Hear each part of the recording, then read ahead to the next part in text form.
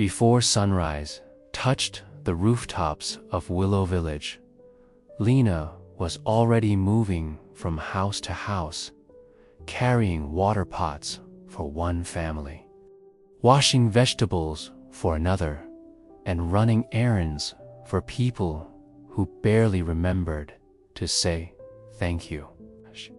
Believed kindness meant never saying no, even when her back ached or her eyes burned with exhaustion. Most villagers admired her helpful nature, but none noticed how quietly she broke a little more each day.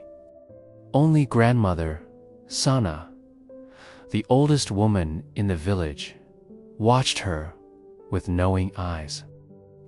Lina didn't realize it yet, but she was about to learn a painful truth.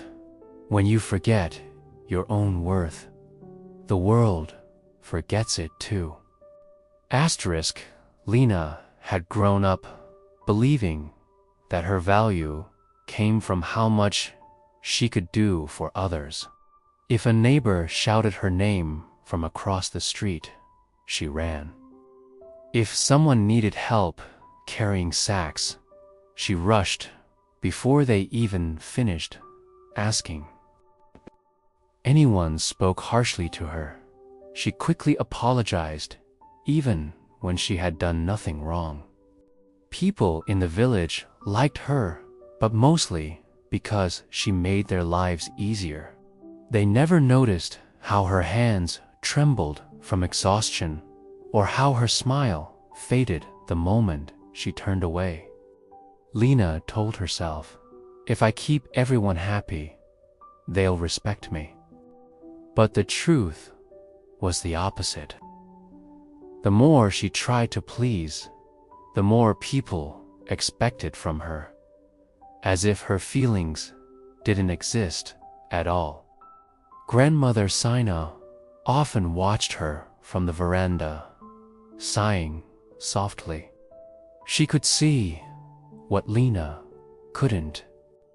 The girl was giving away pieces of herself just to be accepted. One afternoon, Lina returned from the well with aching arms when Mrs. Dura, the most demanding woman in the village, called out sharply, "Lina, come here. I need help immediately." Lina forced a smile and hurried over, though every step felt heavy. Mrs. Dura handed her a pile of laundry and said, "Wash these before sunset, and don't ruin anything like last time." Lina's heart sunk. She had never ruined anything, but she swallowed the hurt and nodded. She scrubbed the clothes. By the stream, more villagers approached with their own requests, fixing baskets, fetching herbs, watching their children. No one asked if she was tired. No one thanked her. By late afternoon, Lina's hands burned and her eyes stung with unshed tears. She whispered to herself, "Why does kindness feel so painful?" From her window, Grandmother Sana watched the scene with a quiet sadness. She knew the moment was coming when life would show Lina what she had refused to see. That evening, Lina walked home slowly, her legs trembling from the endless tasks she had carried out. The sky was turning orange, yet her heart felt heavy and gray. She sat beside the old well, staring at her reflection in the water, eyes tired, shoulders slumped, face drained of joy. "Maybe this is who I'm meant to be," she whispered. But the words didn't comfort her. They cut deeper.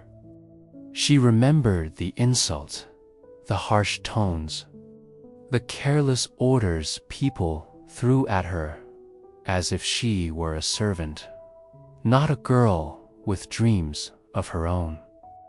The more she thought about it, the more her chest tightened. Was she truly being kind? Or was she afraid of losing people? As she sat, lost in thought, she didn't notice grandmother Sana slowly approaching, leaning on her wooden cane, watching Lina crumble under the weight of her own silence.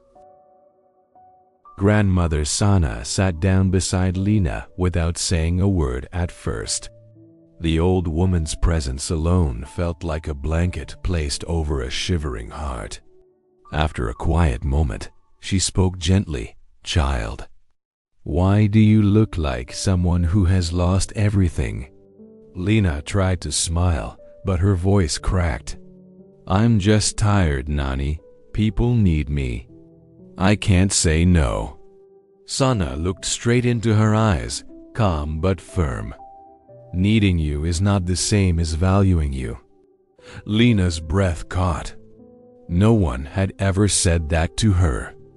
Sana continued, "A person who respects themselves sets limits. Those who don't respect you will use you until there is nothing left." Lina lowered her gaze, fighting tears. "But if I stop helping, they'll leave me." Sana placed a warm, wrinkled hand on her cheek. "Then let them leave. The people meant for your life won't demand you to disappear to keep them happy." Those words pierced deeper than any insult ever had.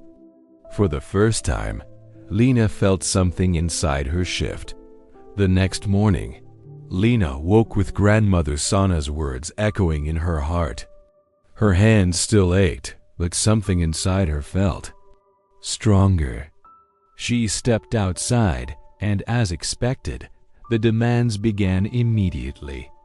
Mrs. Dura shouted from her doorway, "Lina, come sweep my yard before I leave." Lina's instinct pushed her feet forward, but her heart whispered, "Not today." She took a slow breath, stood straighter, and replied softly but firmly, "I can't. I have my own work to do." Mrs. Dura froze, stunned. "What did you say?" Lina swallowed her fear. "I said no." A few neighbors who overheard gasped. Lina held her ground. For the first time, she wasn't apologizing, wasn't shrinking, wasn't trying to earn love by breaking herself. She simply chose herself.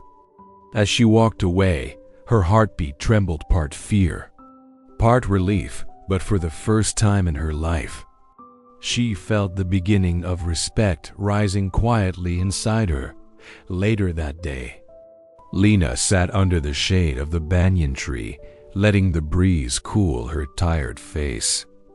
She expected people to be angry, to scold her, to call her ungrateful. But instead, something surprising happened. No one came. No one shouted her name. No one demanded anything. For the first time, her world was quiet.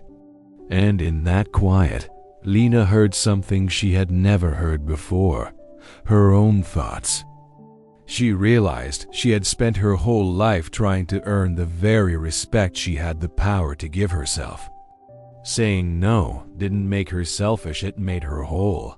That evening, Lina walked to grandmother Sana's home, her steps lighter than they had been in years. Sana looked up with a knowing smile. "You finally chose yourself today, didn't you?" Lina nodded softly. "I thought people would hate me." But all that happened was silence. Peaceful silence. Sana tapped her cane gently on the floor. Respect isn't given to those who bend. It's given to those who stand. Lina felt those words settle into her heart like seeds ready to grow. The next day, a few neighbors approached her, not to order her around, but to speak politely, even hesitantly. Some realized they had been unfair. Others simply understood she wasn't the girl they could misuse anymore. And Lina? She didn't try to please anyone. She helped only when she truly wanted to. For the first time, she lived with dignity, not borrowed from others, but built from within.